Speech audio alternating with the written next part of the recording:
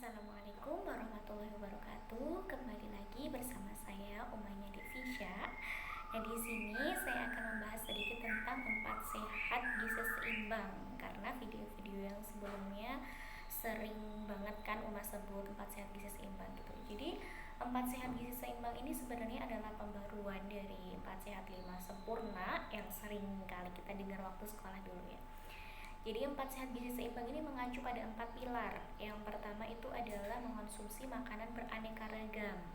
Beraneka ragam dalam hal ini seperti karbohidrat, kemudian ada lauk pauk, ada sayur mayur, buah-buahan. Sebenarnya konsepnya sama, tapi di sini tidak perlu disempurnakan dengan susu, karena susu di sini bisa digantikan dengan lauk pauk lain yang dia memiliki kandungan vitamin atau mineral yang sama yang terkandung pada susu, seperti telur, tahu, telur, daging kayak gitu. Jadi tidak harus menggunakan susu ya, kecuali ASI. Bayi ASI eksklusif itu tidak bisa digantikan dengan apapun itu, kecuali kalau memang ada indikasi khusus yang memang dari dokter disarankan untuk menggunakan susu formula misalnya gitu. Nah, kemudian bedanya di sini 4 sehat gizi seimbang itu juga ditentukan porsi-porsinya gitu. Kalau dalam 4 sehat 5 sempurna kan ya udah nasi lauk pauk gitu aja. Jadi misalnya nasi sama cuma sayurnya seamplit itu udah disebut 4 sehat 5 sempurna ya. Tapi kalau di sini beda, dia ditentukan jumlah porsinya. Jadi kalau kayak karbonnya itu butuh 3 sampai 4 porsi, sayur mayurnya juga sama 3 sampai 4 porsi.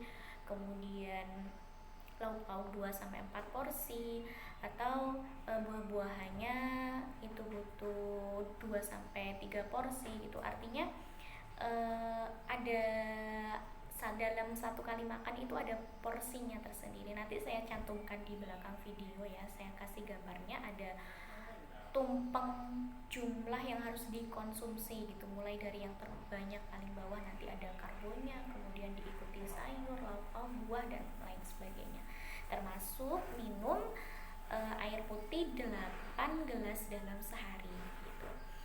Nah, kemudian yang kedua adalah mengacu pada menjaga kebersihan lingkungan gitu. Lingkungan yang bersih itu lingkungan yang bebas atau paling tidak kan minimal dari berkembarannya virus, bakteri dan kuman gitu kan.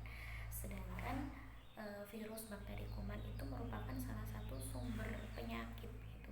Nah, kalau misalnya tubuh itu udah kena penyakit, kena infeksi, itu kan nafsu makannya menurun, sehingga nutrisi atau gizi dalam tubuh juga menurun. Apalagi ini untuk anak kan khawatir banget ya. Kalau anak-anak kan pertumbuhannya masih punya target ya, paling tidak sampai 1 tahun itu naik setiap bulannya 1 kilo kayak gitu.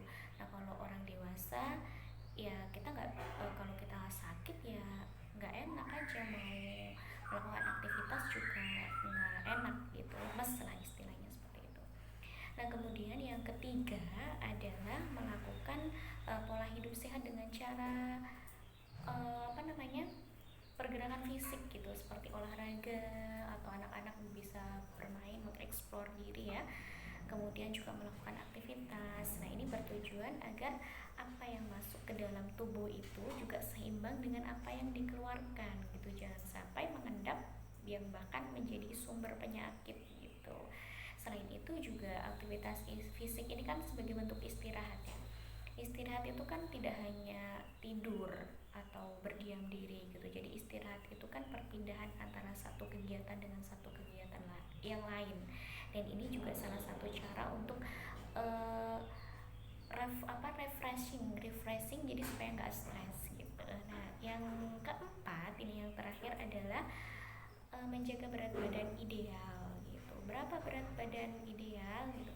Jadi berat badan ideal ini bisa dilihat dari IMT atau indeks massa tubuh, di mana dia dihitung dengan cara berat badan dalam satuan kilogram dibagi dengan tinggi badan dalam satuan meter itu kuadrat gitu. Contohnya saya berat badan 45, tinggi 145, berarti 45 kg dibagi 1,45 meter kuadrat,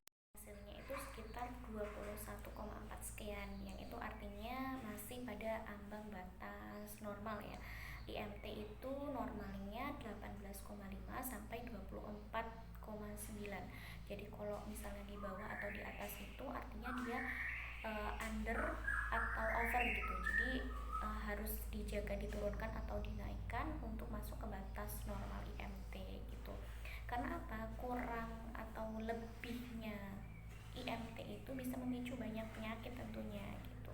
Oleh sebab itu butuh diet atau penambahan gizi mungkin untuk mencapai berat badan ideal gitu.